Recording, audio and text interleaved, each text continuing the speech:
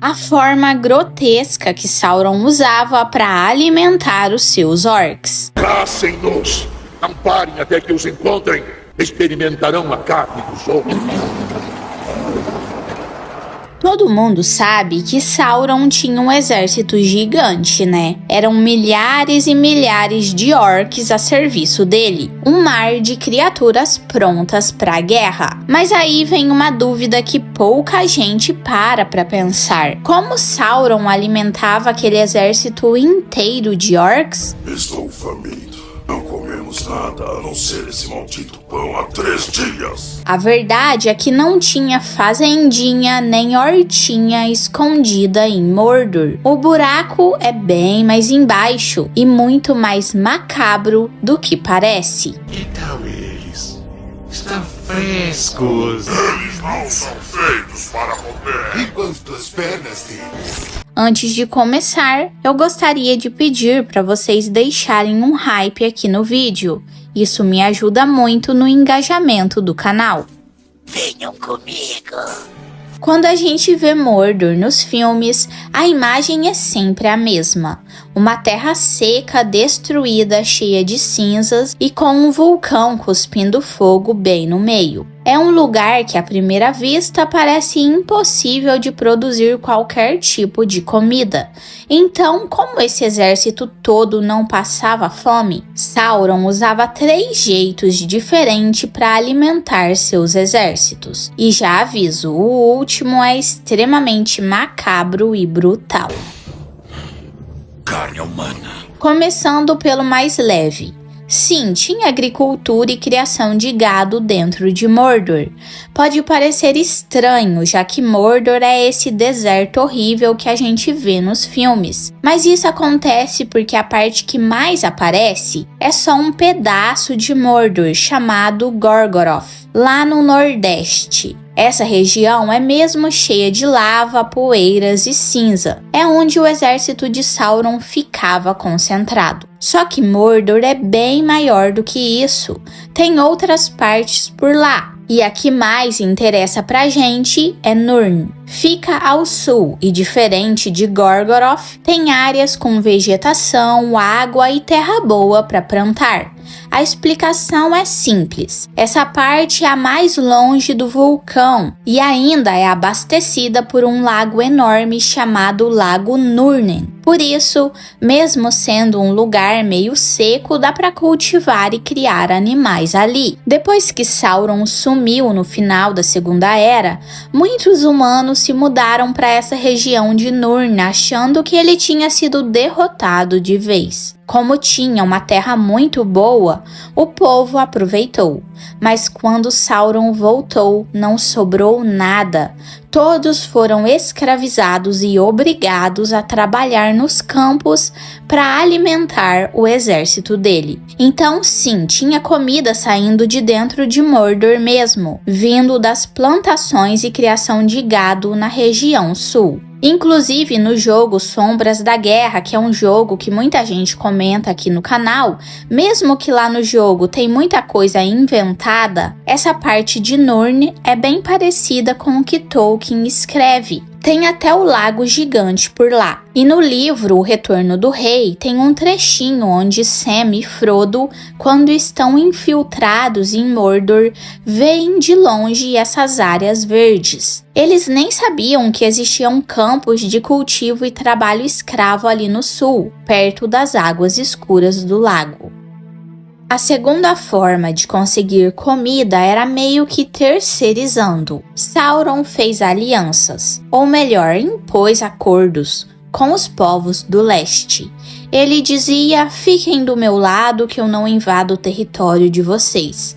E se ganharmos a guerra contra Gondor, vocês ainda ganham terras novas. Só que não era uma aliança de verdade, era chantagem. Esses povos tinham que mandar comida e escravos para Mordor o tempo todo. Em O Retorno do Rei, é citado que havia grandes estradas que vinham do leste e do sul, por onde passavam carroças cheias de mantimentos, produtos e escravos. Os soldados da Torre Negra recebiam tudo isso e descarregavam lá. Então, além dos escravos que já moravam em Nurn, Sauron ainda recebia reforços constantes do Oriente.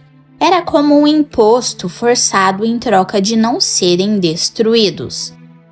Agora vamos falar do jeito mais bizarro de alimentar os soldados de Sauron. E o que eu vou falar aqui não valia para os humanos que estavam no exército dele, mas sim para os orcs, trolls e outras criaturas parecidas. E essa prática não era só de Sauron.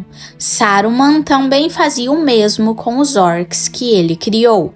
Isso porque alimentar essas criaturas era bem mais simples e cruel. Eles se alimentavam das próprias vítimas dos ataques.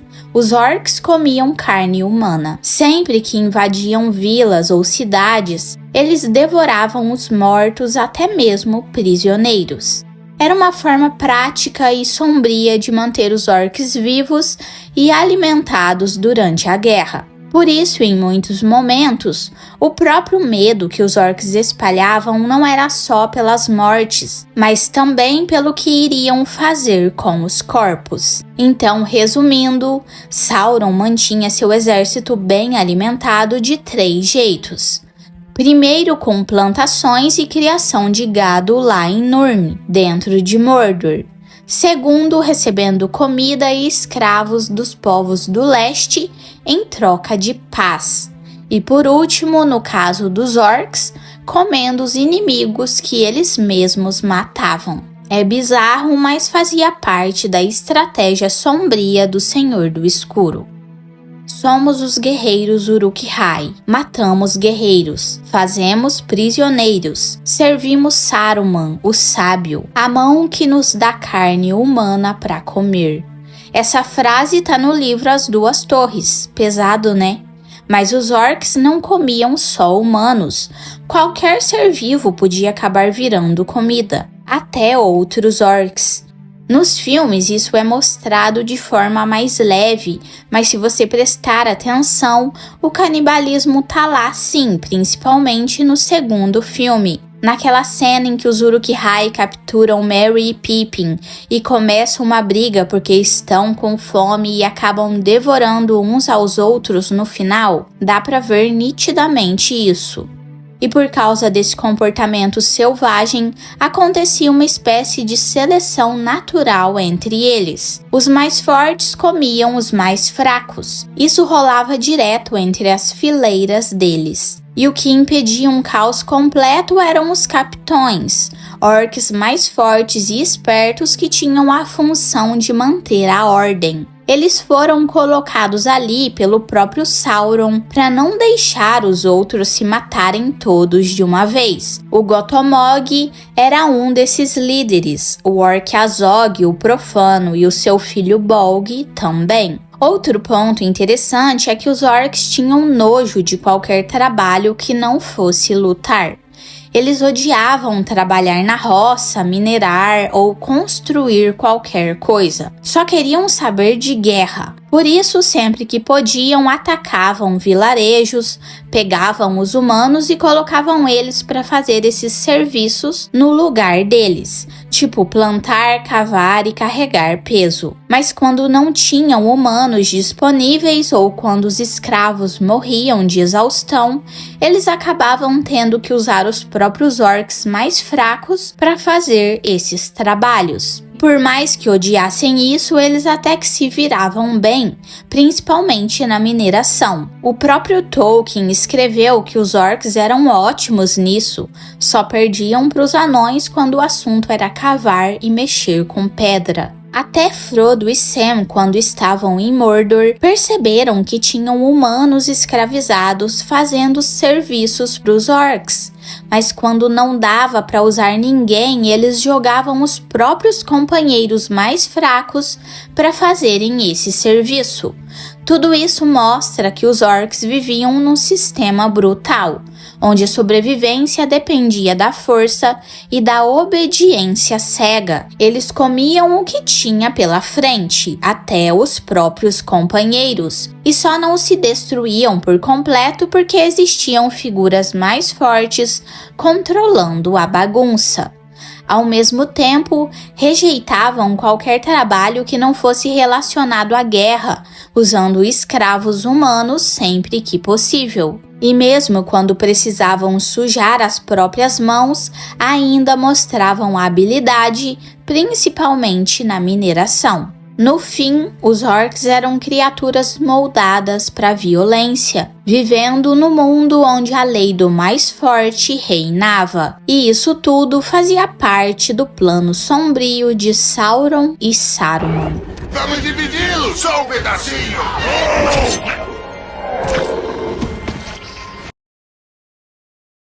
Enquanto povos como elfos e anões encontravam alegria em criar coisas belas, os orcs tinham outro tipo de prazer. A diversão deles era grotesca, marcada por torturas, explosões e morte. Medo. A cidade exala medo. Para os orcs, nada era mais divertido do que espalhar dor e destruição. E hoje você vai descobrir como essa raça se divertia da forma mais cruel possível.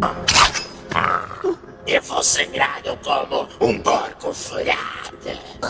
Bom, antes de falar da forma macabra de como os orcs se divertiam, a gente precisa voltar lá no começo e entender como eles foram criados. Ilúvatar, o deus do universo de Tolkien, criou duas raças que ele chamava de seus filhos. Primeiro os elfos e muito depois os homens. Por isso, os elfos ficaram conhecidos como os filhos primogênitos, enquanto os homens são chamados de filhos sucessores. Só que antes dos homens despertarem, aconteceu algo importante. Enquanto os Valar, os irmãos de Melkor, estavam ocupados moldando a Terra-média, construindo lugares e organizando o mundo, Melkor fazia o oposto.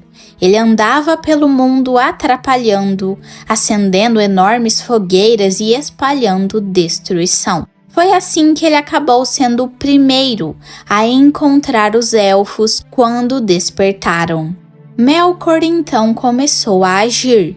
Ele mandava espíritos malignos que já tinham sido corrompidos por ele para semear medo e discórdia entre os elfos. Alguns desses elfos acreditaram nas mentiras que foram espalhadas e se afastaram dos outros, andando sozinhos ou em pequenos grupos.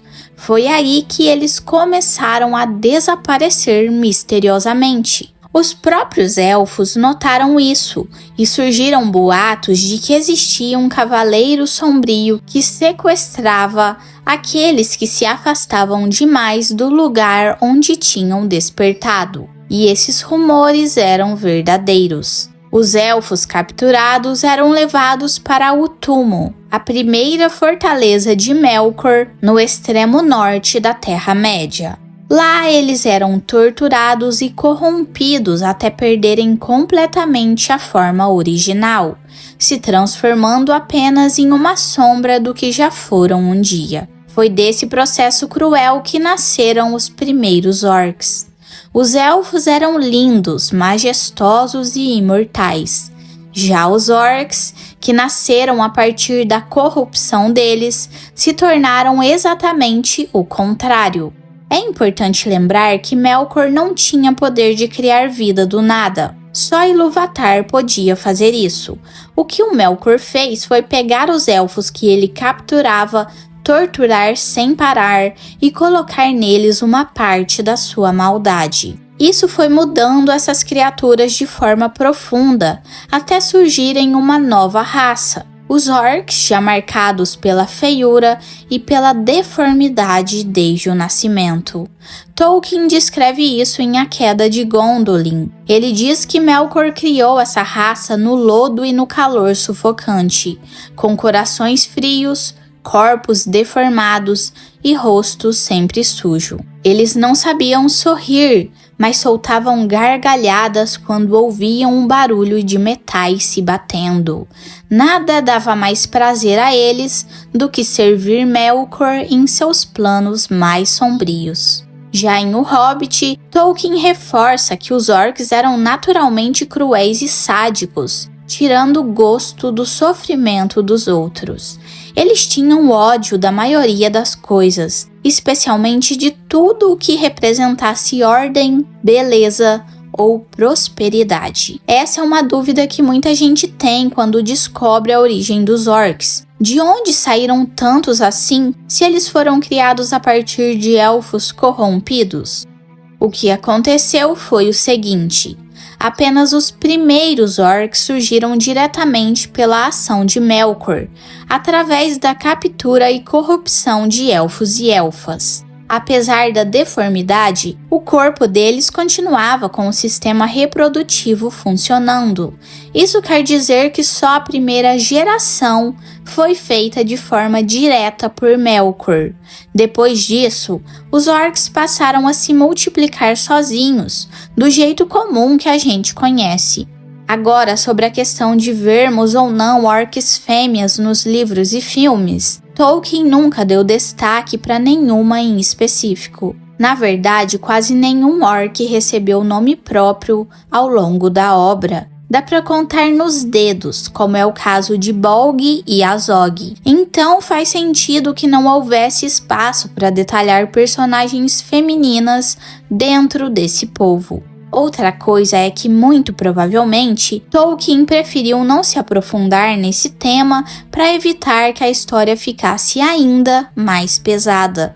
Afinal, pensa comigo, em uma sociedade onde a violência manda em tudo, dá para imaginar que a vida dessas orcs não deveria ser nada fácil nem saudável. Pela quantidade enorme de orcs que existia, a reprodução deveria acontecer de forma rápida, forçada e cruel. Então, mesmo sem Tolkien descrever diretamente sobre isso, dá para deduzir mais ou menos como seria a vida delas. Dito isso, o sistema de convivência dos orcs é bem simples. O mais forte manda e o mais fraco obedece ou morre. Não é que eles tenham escolhido viver desse jeito, mas foi o único modo de vida que conheceram. Toda disputa entre eles se resolve na base da força. Violência não é só um hábito, é praticamente a essência deles. Nos livros e até nos filmes, dá para perceber como o trabalho e diversão se misturam entre os orcs. O que eles fazem para servir seus senhores é lutar em batalhas sangrentas. Mas, ao mesmo tempo, é também o que mais gostam: matar, destruir e causar dor. Comparando com outros universos de fantasia, como World of Warcraft, os orcs de Tolkien são bem piores. Nesses outros mundos, os orcs até têm tribos, com costumes selvagens, mas ainda existe algum tipo de regra e até um pouco de convivência organizada. Lá, na maioria das vezes, eles não chegam a devorar uns aos outros. Já no mundo de Tolkien, a coisa é bem diferente. Canibalismo entre os orcs é algo comum. O próprio Tolkien deixou claro esse lado cruel. No livro Hobbit, ele comenta que os orcs comiam cavalos, pôneis, burros e até coisas muito piores, porque estavam sempre famintos. Ou seja, eles não tinham limite nesses aspectos. Mesmo com toda essa brutalidade, para Morgoth e Sauron, esse sistema era perfeito. Isso porque os hábitos violentos dos orcs acabavam servindo de filtro. Só os mais fortes sobreviviam. Quem não tinha força suficiente era descartado e muitas vezes até virava comida para os outros. Esse modo de vida também impedia que eles ficassem preguiçosos ou acomodados. A qualquer momento podia surgir uma treta, e todos sabiam que só a violência resolveria.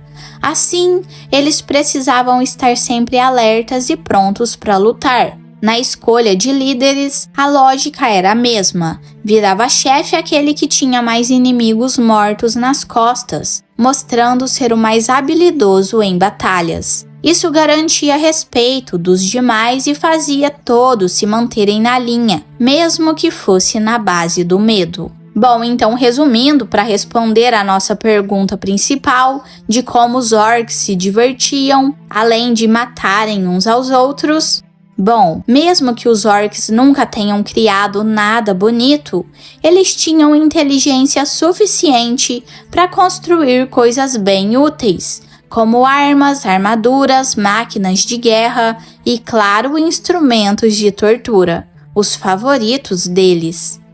Tolkien mesmo comentou que eles sentiam prazer em ver esses mecanismos funcionando, principalmente rodas que moviam coisas de um lugar para o outro. Mas o que realmente animava os orcs era ver explosões. Esse era o tipo de diversão que mais empolgava eles. Além de gostarem de ver tudo pelos ares, eles também usavam as explosões de forma prática, como para abrir túneis e cavar minas. Tolkien até escreveu que os orcs eram muito bons nesse trabalho de escavação e mineração, só ficando atrás dos anões. A diferença é que os anões eram organizados, enquanto os orcs faziam tudo de um jeito bagunçado e bruto. Mesmo tendo essa habilidade, Tolkien explicou que os orcs não curtiam muito esse tipo de serviço. Sempre que podiam, preferiam obrigar os outros a fazer por eles, usando força e violência. Quando não haviam homens suficientes para escravizar, eles empurravam essa tarefa para os mais fracos da própria espécie. E isso dava muito prazer. E assim fica claro que a diversão dos orcs nunca era inocente ou leve. Até mesmo tarefas práticas como minerar ou construir se transformavam em um espetáculo de crueldade, violência e prazer pelo sofrimento alheio. Cada ação deles refletia a maldade que carregavam, mostrando que, para os orcs, tudo na vida era uma oportunidade de espalhar dor, controlar os mais fracos e alimentar a própria natureza destrutiva.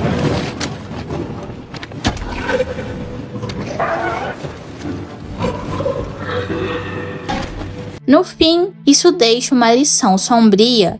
Até mesmo o trabalho mais simples, nas mãos de criaturas corrompidas, se transforma em instrumento de terror e caos.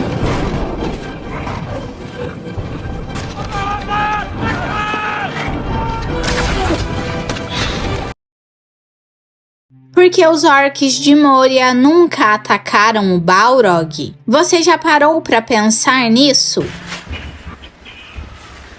Para bote de caçadão.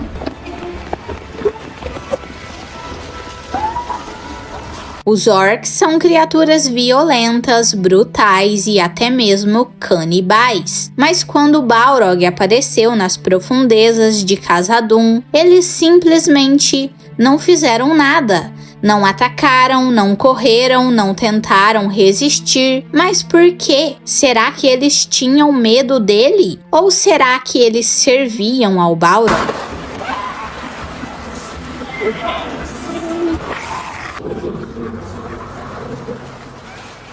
É meio difícil imaginar que um Balrog tivesse amizade com alguém, até mesmo com outros Balrogs. Será que os orcs que viviam em Moria eram aliados do Balrog que morava no mesmo lugar que eles? Na carta número 210, escrita por Tolkien, ele explica que os Balrogs eram basicamente criaturas silenciosas. Segundo ele, o Balrog não fala nem faz som nenhum com a voz. Ele também não ri nem debocha. Mas isso não quer dizer que ele não se comunicava com os orcs de alguma forma. Por ser um ser antigo e poderoso, é bem provável que ele se comunicasse por meio de pensamento.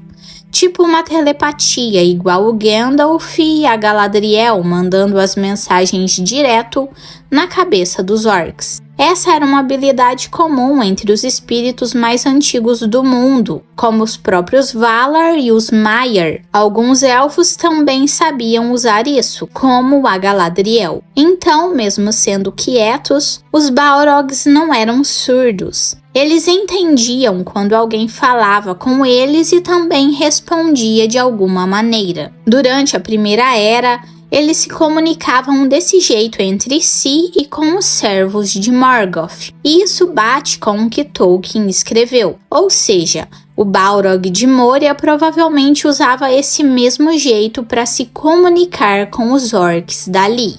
Tanto nos livros quanto nos filmes, dá para ver que os orcs e o Balrog viviam no mesmo lugar. Eles conviviam juntos e uma coisa é certa: os orcs tinham muito respeito e também muito medo do Balrog. Tem uma parte do livro A Sociedade do Anel em que o Gandalf diz o seguinte: ouvi vozes de orcs do outro lado. Achei que a qualquer momento eles iam arrombar a porta e entrar, mas não conseguia entender direito o que diziam. Pareciam estar falando na língua deles. Só consegui entender uma palavra, Gesh, que quer dizer fogo. Aí alguma coisa entrou na sala. Senti quando atravessou a porta. Até os orcs ficaram quietos e com medo. Aquilo sentiu a minha presença e o feitiço que eu tinha feito. Não sei o que era, mas nunca enfrentei algo tão forte. Ou seja, dá pra ver que os próprios orcs tremiam de medo do que estava vindo e sabiam exatamente o que era. Mas o mais curioso é que o Balrog aceitava a presença dos orcs por lá. Ele não expulsava eles. Isso acontece tanto nos livros quanto nos filmes. Mas por quê? Qual a vantagem disso para o Balrog? Será que os orcs eram seus servos? Bom, no ano de 2480, orcs começaram a construir fortalezas secretas nas montanhas nebulosas para impedir qualquer passagem em direção ao oeste. E Sauron começou a encher Moria com as suas criaturas. Os orcs foram mandados para Moria por ordem direta do Sauron, mas acontece que também ninguém sabia que o Balrog estava lá, e os orcs são um povo que costuma obedecer quem for mais forte que eles. Um bom exemplo disso é o Rei Bruxo. Mesmo os orcs sendo servos de Sauron, eles obedeciam o que o Rei Bruxo mandava, pois sabiam que ele era mais perigoso no momento. Isso fazia sentido, Sauron estava longe, lá em Mordor, enquanto o Rei Bruxo podia acabar com eles ali mesmo, na hora. Agora imagina o Balrog, que era mais poderoso que o Rei Bruxo. Ele podia acabar com os orcs só com um estalo de dedos. Então, mesmo que os orcs fossem servos de Sauron, era melhor para eles obedecerem logo o Balrog, que estava ali do lado. Afinal, ninguém quer morrer queimado ou esmagado, né? Então é natural pensar que os orcs acabaram sendo dominados pelo poder do Balrog, mesmo que originalmente fossem servos de Sauron. Isso explica como eles obedeciam o Balrog, mas ainda fica a dúvida: por que o Balrog deixava esses orcs por perto?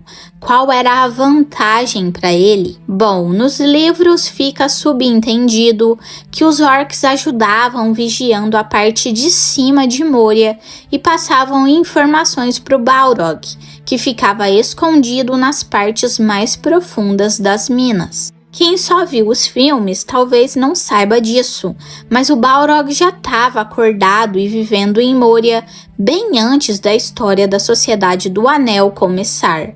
E mesmo assim, algumas pessoas conseguiram atravessar o lugar sem serem percebidas por ele. Por exemplo, Gandalf mesmo já tinha passado por lá antes, como ele conta no livro A Sociedade do Anel, que aquela não era a primeira vez dele em Moria. Ele diz que já esteve lá antes por bastante tempo, procurando por Thrain, filho de Tror, depois que ele desapareceu.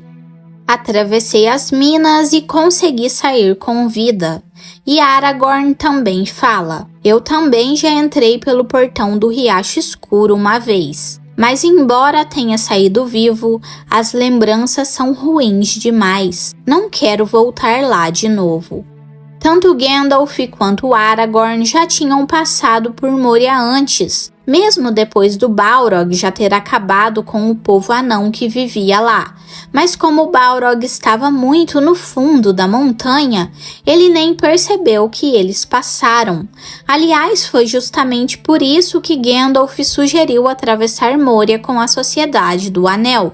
Ele acreditava que poderiam fazer o mesmo de novo, entrar, passar por tudo sem serem notados e sair do outro lado. O problema é que dessa vez os orcs viram eles, e como a gente vê nos filmes, não demorou muito para o Balrog sair das profundezas. Ou seja, ele tolerava os orcs porque eles eram úteis. Serviam como os olhos dele na parte de cima das montanhas. E essa não foi a única vez que o Balrog parece ter sido avisado que tinha gente invadindo Moria. Muitos anos antes da jornada de Frodo, durante a guerra entre os anões e os orcs, bem ali nos portões de Moria, aconteceu algo parecido. Foi nessa guerra que o orc Azog foi morto. Quem matou ele foi o anão chamado Dain, ainda jovem na época. Logo depois de matar Azog, Dain olhou para o interior de Moria e viu o Balrog encarando ele de volta. O susto foi tão grande que o rosto dele ficou pálido na hora. Por causa disso, os anões decidiram não continuar a luta. Eles viram que tinha algo muito pior lá dentro e resolveram recuar. Essa é uma informação muito importante porque muita gente já se perguntou sobre como Azog, que era um orc muito poderoso, vivia lá de boa junto com o Balrog esses anos todos antes de morrer. E depois o próprio filho dele, o Bolg, que vivia em Gundabad, também reuniu os exércitos do norte e passou por lá. Quanto aos anões que venceram a batalha no portão de Moria, nos apêndices de O Retorno do Rei está escrito assim: mesmo sendo corajoso e tomado de raiva, Dain desceu os degraus do portão e seu rosto ficou pálido, como de alguém que acabou de ver algo que dá muito medo. Quando amanheceu, Thrain apareceu diante do povo e disse: muito bem, vencemos, Khazad-dûm é nossa. E Dain respondeu: você é o pai do nosso povo e derramamos sangue por você. Faríamos isso de novo, mas não vamos entrar em Khazad-dûm e você também não deve, porque eu fui o único que olhou além do portão e ainda tem uma sombra esperando lá dentro. A ruína de Durin ainda está ali. O mundo vai ter que mudar e outro poder, que não é o nosso, vai ter que surgir antes que os filhos de Durin retornem a Moria. Resumindo, o Balrog deixava os orcs ficarem por lá porque eles serviam para vigiar a entrada de Moria. Era um tipo de troca. Os orcs podiam viver lá em cima, mas servindo aos interesses dele. Para ele, isso era um bom negócio.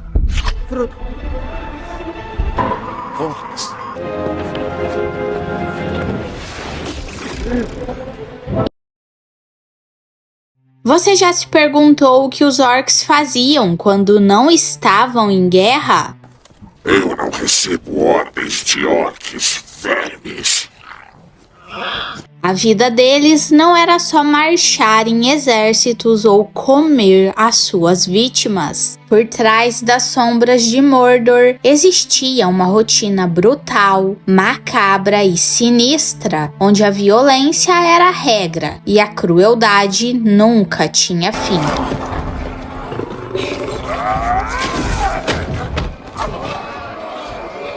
E o que você vai ver agora mostra que a vida dos orcs era tão terrível quanto as batalhas em que eles lutavam.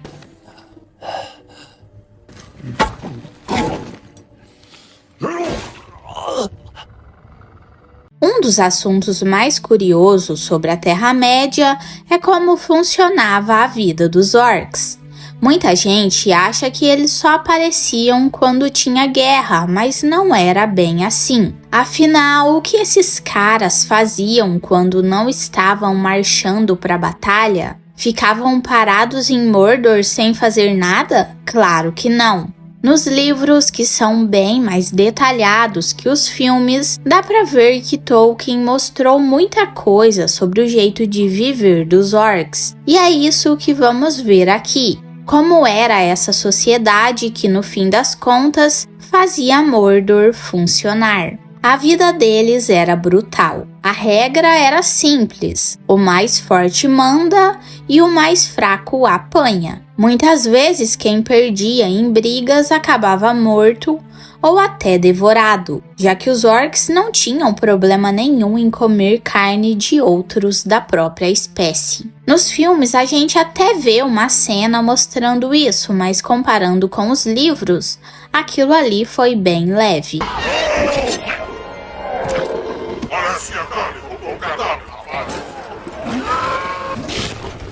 Tolkien mesmo explicou que não era raro os orcs se matarem por bobagem, só que também não era uma bagunça sem fim. Eles se organizavam em grupos e cada facção disputava espaço e poder. Não era só a treta entre os servos de Sauron e os de Saruman, mas brigas internas mesmo, dentro do próprio exército de Sauron.